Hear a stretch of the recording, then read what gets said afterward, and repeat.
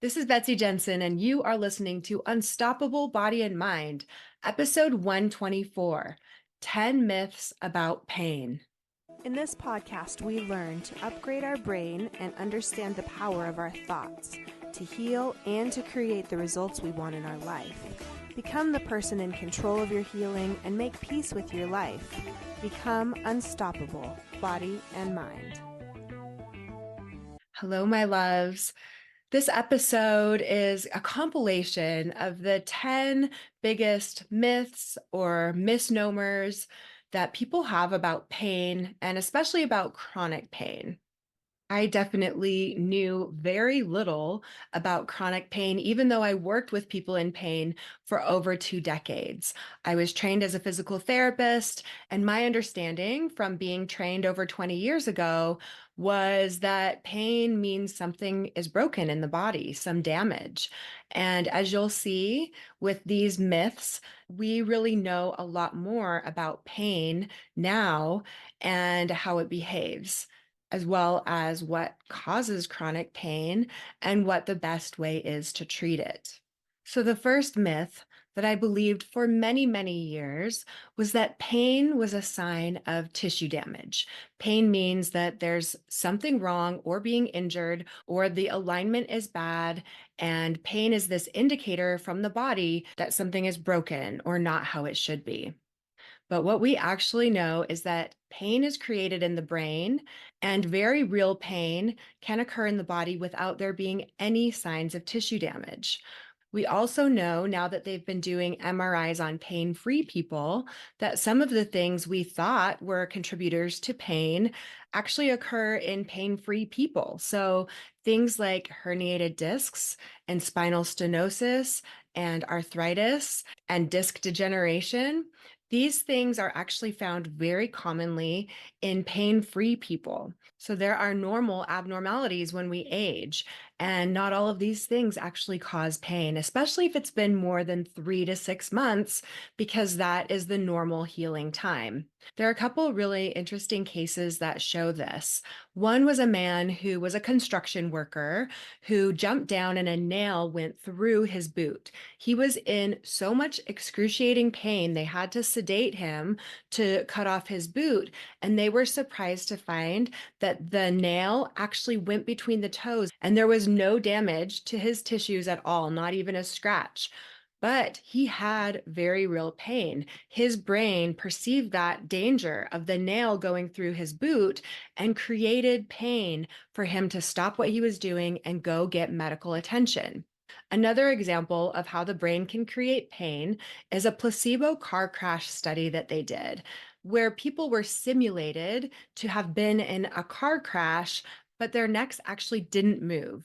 They weren't really hit, they didn't have a car crash, but people believed that they did. And so there's no way that they got damage to their neck muscles, but 20% of the people developed whiplash symptoms. 4 weeks later, 10% of the people still had whiplash, neck pain, even though there was no way their neck muscles were injured. What they found is those people had the most stress and emotional distress in their lives at the time of that study. So we know that when people are stressed, they're more likely to create pain based on the situation that they believe is happening, even though this experiment shows there's no way they actually had whiplash because they never had a car accident. I really believe that pain from tissue injury is the minority of the pain that we feel. There are estimates that 80 to 90% of chronic pain actually are caused by this neuroplastic component, meaning the source of the pain is not because of an injury or tissue damage that hasn't healed, but by these learned habits of the brain through neuroplasticity and being amplified by fear.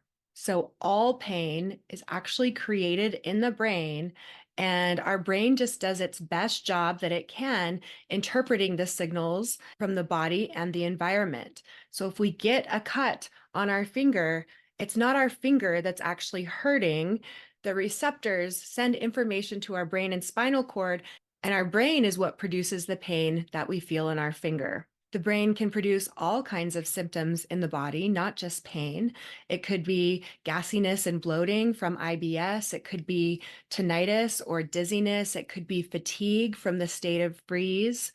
So, if your pain has lasted longer than 3 to 6 months, it's resistant to medical treatment, or you're the kind of person that has one area of pain and then another, and you also have a history of being an anxious person, then chances are your pain is this neuroplastic pain. And even if they can look with a microscope or in most cases an MRI or x-ray and see damage, it doesn't even mean that that is the cause of your pain. They've actually found that a doctor could not predict how much pain someone is going to be in just by looking at their x-ray of how much arthritis they have. So this is a newer area of research, and they haven't studied everything, but they have found things like rotator cuff tears, meniscus tears, Morton's neuroma. All of these things can occur in pain-free people. It doesn't cause them chronic pain. I even found one study that studied young, healthy athletes. So they're young, they're pain-free, and they're athletic. And they found that 89% of them had a hip labral tear, yet they were feeling no pain and it did not affect their athletic function. So pain does not equal tissue damage. And especially in cases of chronic pain, it's even less likely that that's what's going on. Myth number 2. If I have pain or symptoms after exercise or a food, it means that exercise or a food is what caused my pain. This is something we implicitly believe. Our brain likes to find patterns, and just like our brain might start believing if we wore a certain pair of colored socks when we scored a bunch of goals, that those are our lucky socks and that that will help us score goals in the future, our brain will often make mistakes and correlate two things, but it doesn't actually mean one thing caused the other. So for me, with this work, learning about neuroplastic pain, I started to realize that when I'm stressed and my nervous system is dysregulated, my digestion shuts off. That's what happens when we're in these survival states. Our digestion is less important than surviving. So when I was having pains or even symptoms, I would start to recognize them as signs of stress rather than blaming the food that I ate and then restricting that food from my diet. Through this process of brain rewiring, people are able to start eating the foods they enjoy again and not have fear about foods causing their symptoms. I knew, for example, for me, that my reaction to coffee was neuroplastic. I had made a correlation that coffee was hurting my stomach. And I thought it was maybe the acidity of it. So I tried different things like acid reducers. And then one day I was in a training with Dr. Schubiner, and he was talking about this predictive coding. And in my mind, I just started thinking about a cup of coffee, and my stomach started to tighten up and hurt. So I knew in that moment that I had this predictive response where even just thinking about that food or drink caused my body to produce that reaction. And this is also very commonly seen with exercise or movement. In the past, if my back started to hurt, I would think, what was I just doing? Or what did I do within the last day or two that could have caused it? Maybe it was that yoga class I took a day ago, or maybe it was how I slept because I woke up that way. But what you'll learn about with neuroplastic pain is that our brain and body can produce patterns of tightness that have nothing to do with the activity. We might have developed fear of certain movements and predictions that certain movements will cause pain. For example, if long ago I did injure my back when I was bending over, then in the future, that bending over motion could continue to cause pain long after that injury has healed, because my brain is now in this protective state about me bending forward. And it may even start to hurt before I bend as far forward. And then it starts to hurt with other activities that don't even involve bending forward. So you can question all of this. Even when pain is occurring with a certain movement. Like I started to have some pain in the last joint of my middle finger once.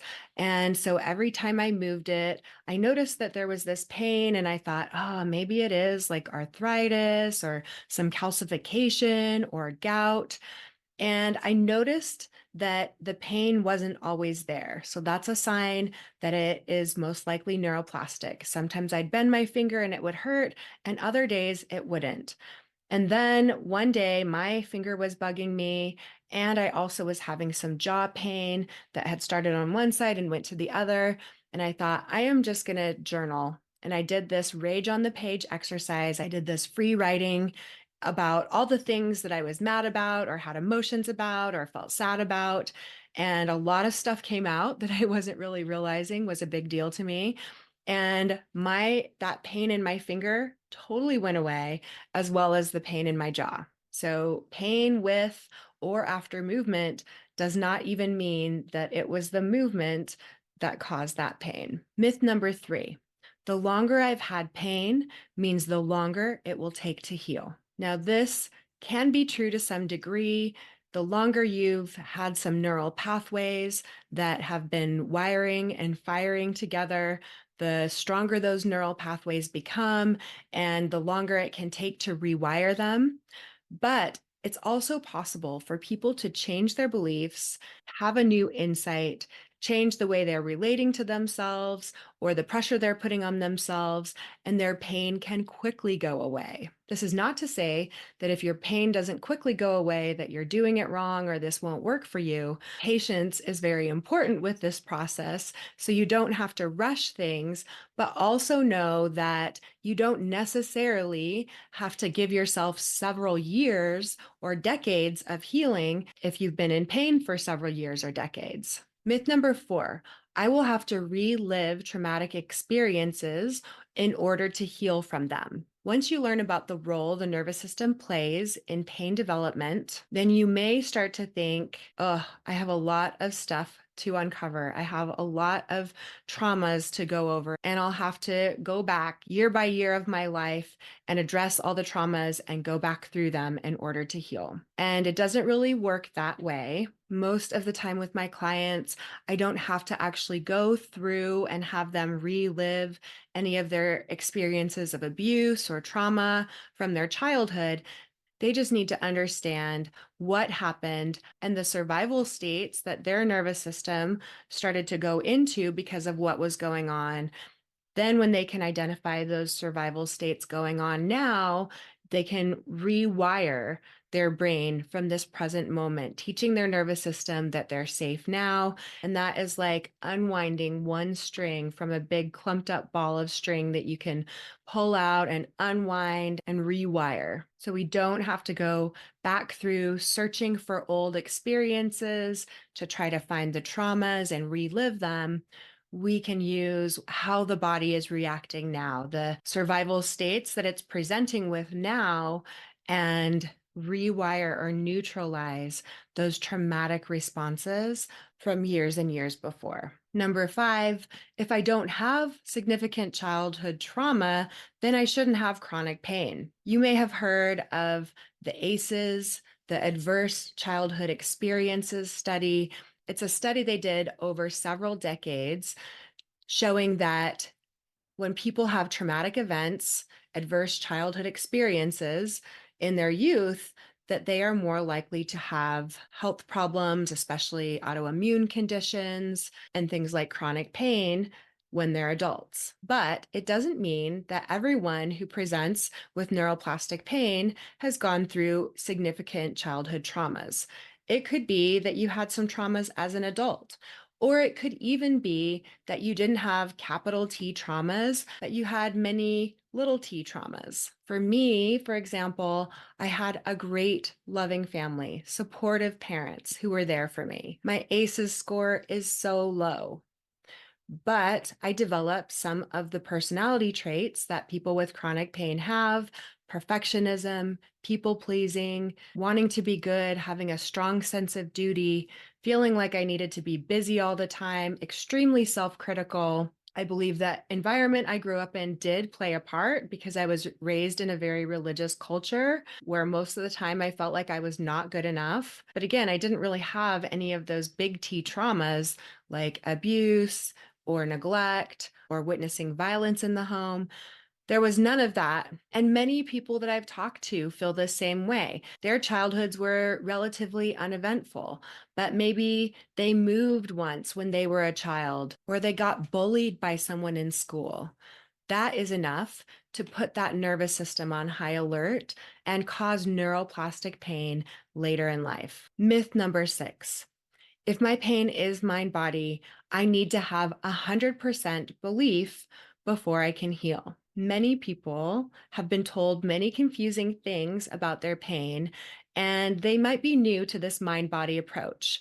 They're just learning about neuroplastic pain, and maybe some of it resonates, and they're not exactly sure that that's what's going on.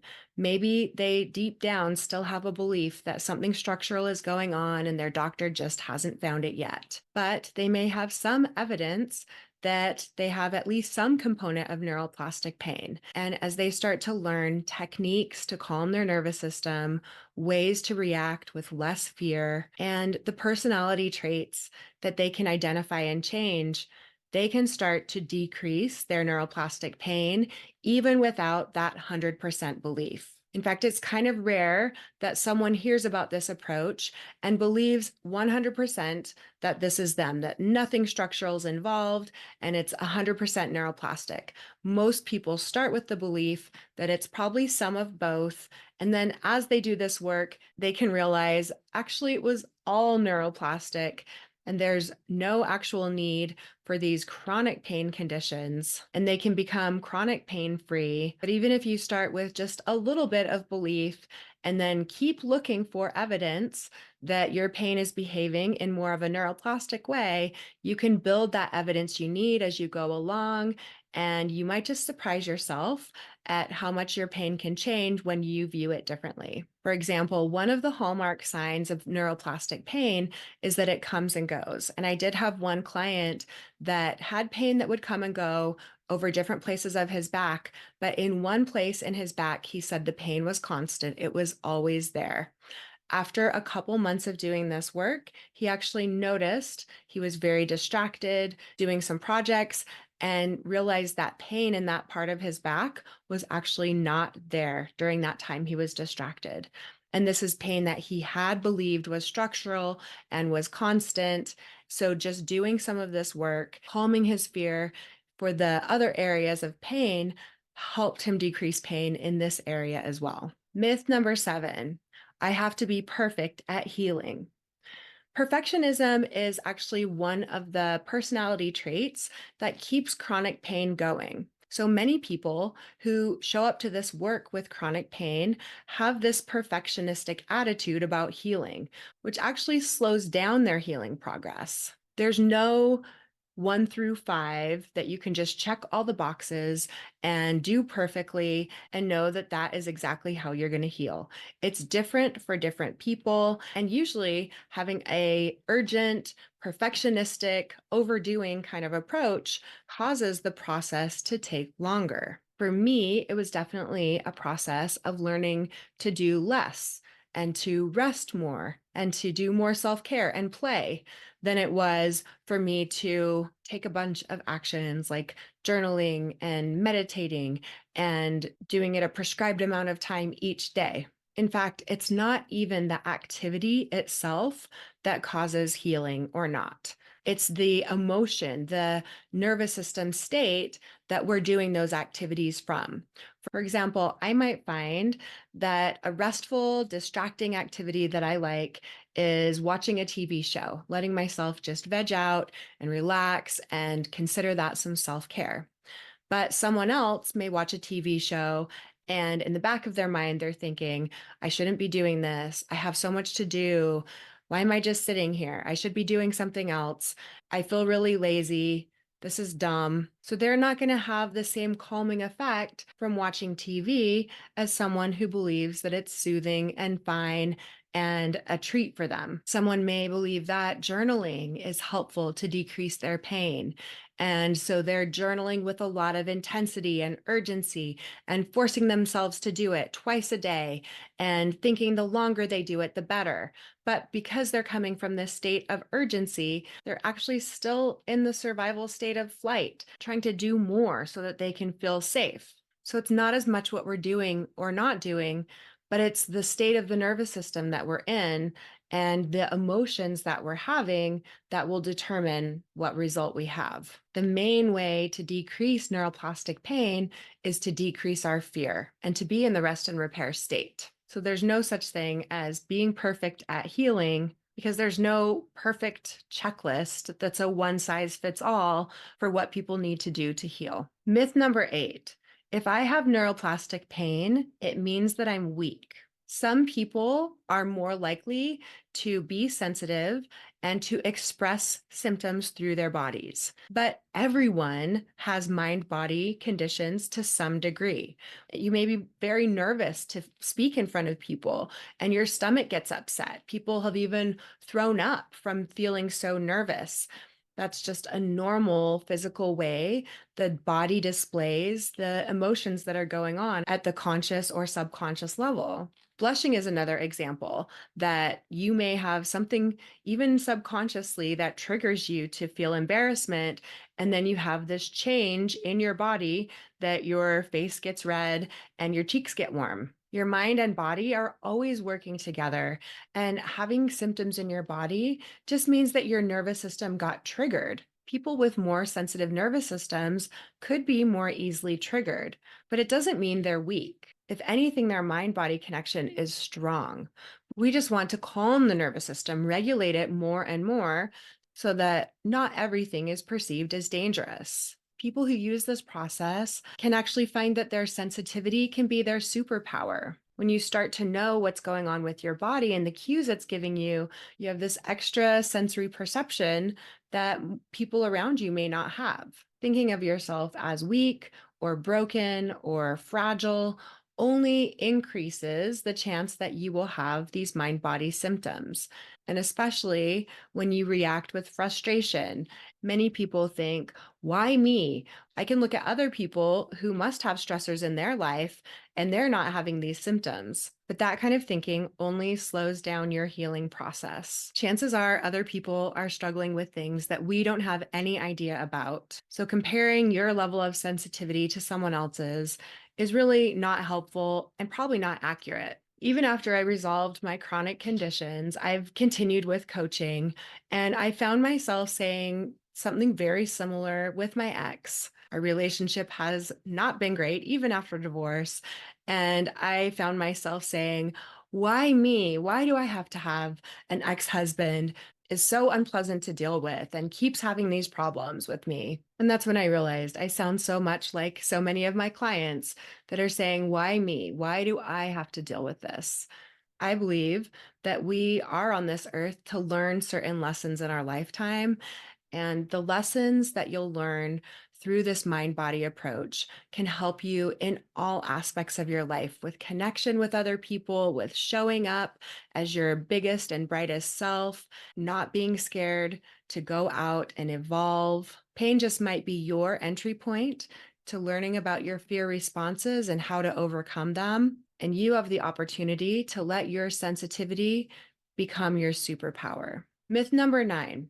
If I've been doing the work and I still have pain, it means there are repressed emotions that I haven't yet found. This can be a tricky one. People start doing this work, start uncovering beliefs and emotions and changing them, but there's still pain. So then they get a little more urgent, frantically starting to examine and think and become perfectionistic and dig and try and find that missing piece that they think is somewhere in their past. And since we don't know what emotions we're repressing, they're subconscious, people might think there's some kind of subconscious emotion I just haven't found yet. I have to keep looking. But we know that chronic pain is not just from repressed emotions. It could be from the pain fear cycle. So if you have a lot of fear and anxiety, that can perpetuate your pain. So the way that you're responding to your pain could be what's keeping the pain going. And if you're catastrophizing about your pain, that could increase your brain's production of pain. Catastrophizing is saying things like, it'll never go away. And no matter what I do, it doesn't help. And I'm scared that I'll have this forever. And I'm scared it won't go away. Anytime you're catastrophizing, that's like turning the volume knob up on your pain. So it may not be repressed emotions causing your pain, but the way you're talking about your pain day to day and focusing on it. Another example of pain that has nothing to do with repressed emotions is predictive coding. That's like what I said when bending over was painful. And so months or years later, the brain still produces pain when bending over because of this predictive coding. Your brain may have picked up a pattern of pain occurring in the morning or pain occurring with your period. And so, since it's happened several times, then in the future, your brain just creates what it expects to have. It predicts and creates that pain in the morning or with your period. You can have predictive coding with foods. I ate broccoli once during a stressful time and had a lot of stomach pains. And then my brain associated that pain with the broccoli. So for years, I was unable to eat raw broccoli without it causing pain. And I'm happy to report that just this last month, for the first time, I had raw broccoli that did not have that reaction for me. And it's because I had decreased my fear around that food, and then my brain did not produce that reaction I had previously expected it to have. There are definitely some times that people have not addressed their repressed emotions, and that can be putting their nervous system on a high alert and causing chronic pain. So, that can be one of the reasons pain continues, but it's definitely not the only reason. And often that searching for what is that missing emotion and that memory that I can't even remember tends to cause more anxiety and then more pain. And then myth number 10 is that the goal is to be totally regulated and pain free. So we do use the term chronic pain free. So I no longer have chronic pain. I don't have chronic IBS symptoms, but I am still a human. So when I'm growing and evolving and facing things that trigger my nervous system, I may still have some symptoms here and there. In fact, we want to have symptoms, right? We want to know if we put our hand on a hot stove that we'll have those sensors to tell us to pull our hand away. And if we're starting to get into some people pleasing and not having boundaries, we might have some symptoms in our body that are telling us and reminding us that we're falling back into those old unhelpful patterns. We want our body to give us feedback. Then our body can become a barometer of what's going on in the environment and how we're reacting to it. But to think that at some point we'll never have symptoms again and never have any pain and never feel dysregulated is a thought that can actually keep people in pain. Because then when we do have any kind of symptoms, we might think we've done it wrong and we're back to square one and nothing's working, when in fact, it's just a sign that something's bumped up against our stuff. Something's triggered us. It's actually a sign that we're evolving and growing if we have some triggers and responses in our bodies. I described that pain in my middle finger joint and some jaw pain. I've even had facial pain and numbness, hip pain, all over the last couple months. But I was able to assess what was going on in my life, what was stressful, change those things, or reframe the ways I was thinking about them so they were less stressful to me. And the pain went away within minutes or hours, or at the most a couple of days. So as long as you're human and alive and growing, there are chances that you will have some symptoms in your body, some pain, and it's not a sign that you're doing it wrong. It's actually a sign of growth. So I hope this helped you understand a little bit more about pain and specifically neuroplastic pain, because once we understand what is really going on with pain production in our bodies, then we can treat it in a way that provides healing to our body and mind. Check out more information on my website, bodyandmindlifecoach.com. Thanks, guys. Have a great week. Bye. Thank you so much for listening. I hope you learned a little bit about your brain today that helps you in your life like it helped me. Please be sure and subscribe and leave a review. And of course, be sure and share this podcast with someone you know that wants an unstoppable body and mind.